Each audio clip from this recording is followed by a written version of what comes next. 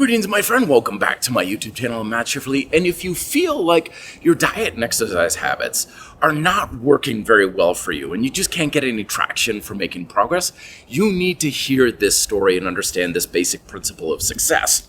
So back in the 1950s, IBM made a 3.5 megabyte hard drive.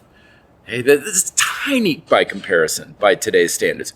In the 60s, things were moving into a few dozen megabytes. By the 70s, IBM's Winchester drive held 70 megabytes. So we're talking lots of time going by, tiny little incremental improvements in hard drive space, right?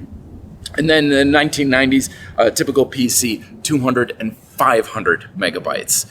So it's more, but it's not that much still. But then after that, things suddenly took a big upturn. 1999, Apple's iMacs were coming with 6 gigabyte hard drives. 2006, 250 gigabytes. 2011, 4 terabyte hard drives came onto the scene. So you put this all together, from the 1950s to the 90s, we gained only 296 megabytes. But from 1990 through today, we've gained 100 million megabytes. Now, I'm telling you this story to illustrate an important principle for success that's all over in life and lifting. It's because usually we think of progress as this kind of a steady progressive line. And there's rhetoric in our fitness culture of if you're not making noticeable progress from one week to the next right off the bat, then something is wrong with your diet and exercise habits.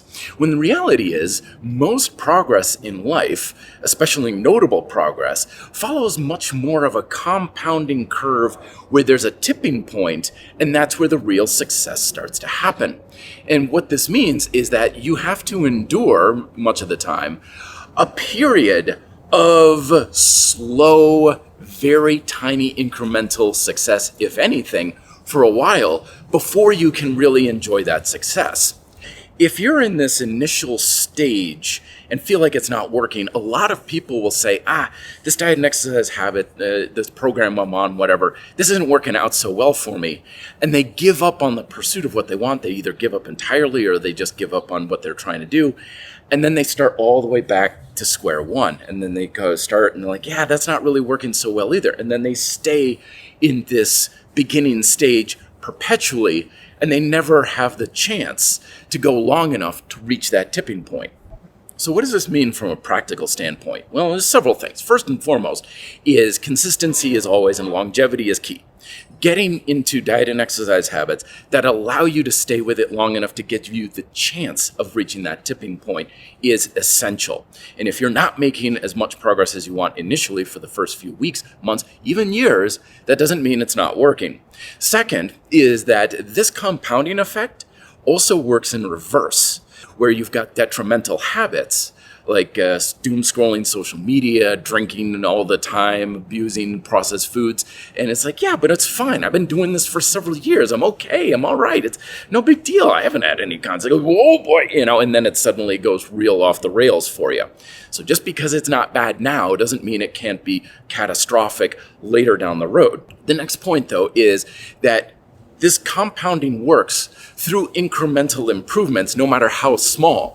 And this is where I find a lot of people struggle is, I'm like, okay, we're going to improve your push-ups by getting your elbows in tighter, or improve your diet just by making sure you're drinking a little more water. A lot of the improvements during this stage seem too small and inconsequential to really matter.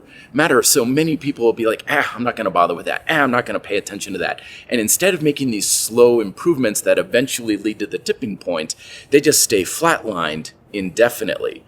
And then the last thing that's very important is to ensure that you select diet and exercise habits that not only give you the chance of long-term progress, but also instant and short-term gratification. Because the human psyche and our motivational process just isn't built to say, I'll endure any cost and hardship now for years on end for a payoff down the road. We're much more adept at things that give us more gratification and benefit in the short term to keep us going. So even in this phase where you're like, yeah, I'm not really building much muscle, I'm not really losing that much weight, you still want to have something that's paying off in the short term of, yeah, this diet approach or eating more protein may not be helping me lose weight right now very much, but it helps me feel better, or it gives me more energy, or I'm sleeping better, something that's giving you a payoff. The workouts may not be making you that much bigger or stronger, but you like the feeling of the pump, or you feel so much better after a hard workout. And most importantly, just because you don't feel like you're not making that much progress right now, doesn't mean it's not working in the background. Stay on it, stay consistent, and keep making progress where you can, and that tipping point is practically inevitable. Be fit, live free.